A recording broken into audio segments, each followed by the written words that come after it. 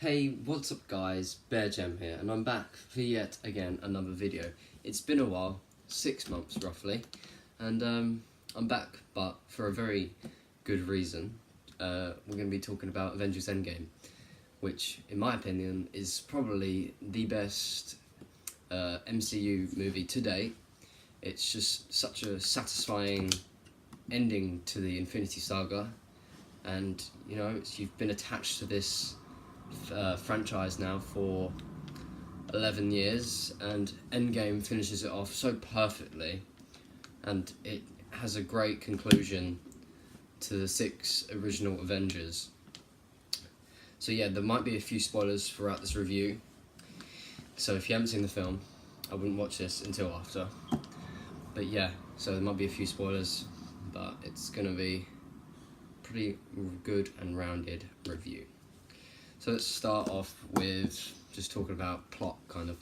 So Endgame picks up straight after, basically, Infinity War, at the start of the film this is, and it shows Hawkeye, which we didn't see in Infinity War, with his family. And the reason we didn't see him in Infinity War is because he was on house arrest for Civil War. And we can also use that for Ant-Man as well, because they did show that in Ant-Man the Wasp.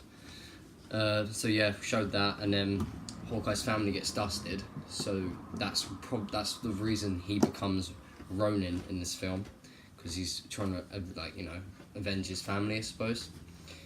Then shows Tony and Nebula, and there's a lot of theories going on if Tony would make it back to Earth, but they showed it in the promos that he would get back to Earth and meet with Cap and the others. So we were all right with that. It was good though to show that Captain Marvel was with the Avengers at the time, and they managed to rescue Tony and take him back to Earth. When he gets back, the Avengers figure out where Thanos is. They go to him, and I like this bit because it just shows how Thanos, he's still feeling that he's done his mission right, and he's now retiring, like Rhodey said in the film. But it was a good way to kill Thanos off straight at the beginning, and it was a good line to also have Thor say, "Go for the head," because he didn't in Infinity War, and look, we wouldn't have had the sequel otherwise. And yeah, it was good to see Thanos die once in this film. Right at the beginning, and I assume that surprised a lot of people, thinking that he was going to be the villain. He still is, but it was a past Thanos, not present. So yeah, and then it has the 5-year time jump, which a lot of people suspected. I think that was good to show that, because then it can kind of infer that people, or the Avengers, are still suffering from their loss, and they haven't been able to get over it like most people had been. And Cap, at the beginning of the 5-year time jump, is holding like an MA meeting or something to help people move on, but he was saying that he doesn't, which is good, because if they didn't move on, or if they did move on, then no one would be able to bring the others back, like Spider-Man and all that. And I think Spider-Man and the others are key in the future of the MCU. So yeah, it's good to have him back as well. Skipping forward, Ant-Man comes back from being stuck in the quantum realm, and I think it's quite vital that if you haven't seen Endgame, you go watch Ant-Man and the Wasp before, because that movie is key to Endgame, because it introduces the quantum realm, and the quantum realm is how they get the Infinity Stones from the past. And I think when they did that, that was actually a really good way to show fans that this is a love letter to them, because they're going back in the Avengers 1, Dark World, even though that's not really a good film. But yeah, Guardians 1, it's all good to retread ground which has been covered already, but change them, because we had the Tony, Cap, Ant-Man and Hulk, or Professor Hulk, go back to 2012 in the original Avengers and get 3 Infinity Stones. And yeah, so that was that, basically. Also, I did like the arc they did for Thor, because Thor was overpowered in Infinity War, and if they kept him overpowered for Endgame, the film wouldn't lasted long. They would have killed Thanos again really fast. So making him fat, bit likes a beer, and plays Fortnite, then yeah, that's a good nerf. So yeah, it's a good way to nerf down Thor and show him like suffering from, you know, because he thinks he was the one who failed. And yeah, so that was good. What else? Yeah, so you got Donna, Rhodey and Nebula go to, I can't remember the name of the planet, well, go to get the Power Stone. But yeah, it's quite confusing time travel, because you always brought up, like they say in the film, that you go back to the past, you change the past, the future changes. But they manage, it's quite good how they handled it. And yeah, it's very good to see a different take on time travel than we've had already. And they kind of like say that the time travel in Back to the Future and other films isn't accurate. And I think, yeah, you got to get your head wrapped around that in this film. And if you see it more than once, then you can understand it a bit better. So yeah, we had Rocket and Thor go get the Reality Stone, and I was surprised to see what's her name? Can't remember her name. The actress who plays Jane Foster. Yeah, her back in it, even though she was probably one of the most hated characters in the franchise. But yeah, it was good to have the Reality Stone. So yeah, go forward a bit. They get the they build the gauntlet, and out of Iron Man's glove, which is quite cool to see. And then they decide to put the Infinity Gauntlet on Hulk, because he's the one who can handle probably the most gamma radiation, like he says. And he snaps his fingers and manages to revert the changes which happened in Infinity War. So yeah, it was good to see everyone come back for that final battle, which is probably the biggest battle in any like superhero film we've ever seen. And if you're gonna see Endgame, or you've already seen it if you're watching this, then watch it again. You just get the same feeling as you did the first time, seeing everyone charging at Thanos' army. It's such a great feeling to watch all the Avengers attacking at once. That was what I was hoping for Infinity War, and they delivered it on Endgame. So I'm so happy about that. Yeah, so they kind of left it open for Loki to still be alive, because he used the Space Stone to teleport out of the Avengers 2012. So he could potentially avoid Thanos, and yeah, so he might still be alive. And I think that kind of leads on to the Disney Plus series, which he's going to be having, where he goes back in time to cause events. So yeah, that's a potential reason for him still being alive. What else? Oh yeah, so let's get on to the big thing. Black Widow dying. That was quite heartbreaking, especially to see Clint and Natasha fighting over who should be the one to sacrifice themselves for the greater good. I think, to be fair, it made more sense for Natasha to be the one to die, because Clint had a family, and I think Natasha saw that, and she thought that whatever it takes, and Clint needs to give that to his family, so her sacrificing herself was the better choice, I think. It was quite heartbreaking to see them fight over it, because, you know, Clint doesn't want to be the man he is right now, especially he's quite brutal, so him sacrificing himself he thought was the better option, but he still had a family.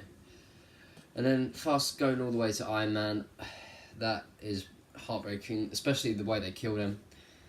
He snapped his fingers to kill Thanos' army, and it was too hard for him to handle, so in result he died internally. He was a potato basically at the end. And yeah, it was just heartbreaking to see Iron Man die. He was the start of the MCU, and he was the end. And him saying "I am Iron Man" is just really caps off Robert Downey Jr.'s performance. Really, he is literally Iron Man, and we couldn't have really asked for a better one, to be fair. Cap's arc, where he goes back to deliver the Infinity Stones back in their time slots, that was good. And then him staying in the past, I think a lot of people predicted that, and he kind of lived out his life, which Tony wanted him to have. It was quite sad to watch, to be fair, because You know, he lived on his own life. However, I think that's the best way to end off Cap. Instead of, you know, in the comics him getting one punch by Thanos, I think it was good to have him, you know, retire and then pass on the mantle to Sam, which was quite surprising for a lot of people because people thought Bucky would be the next Captain America, but I think Sam was probably the better choice because otherwise Sam would just be another B-list. However, Bucky can be someone else, like the White Wolf, like they kind of touched on Black Panther. Yeah, so overall, Endgame is one of the best films I've seen. Best MCU film in my opinion, up there with I'd say Iron Man 1, Black Panther, stuff like that.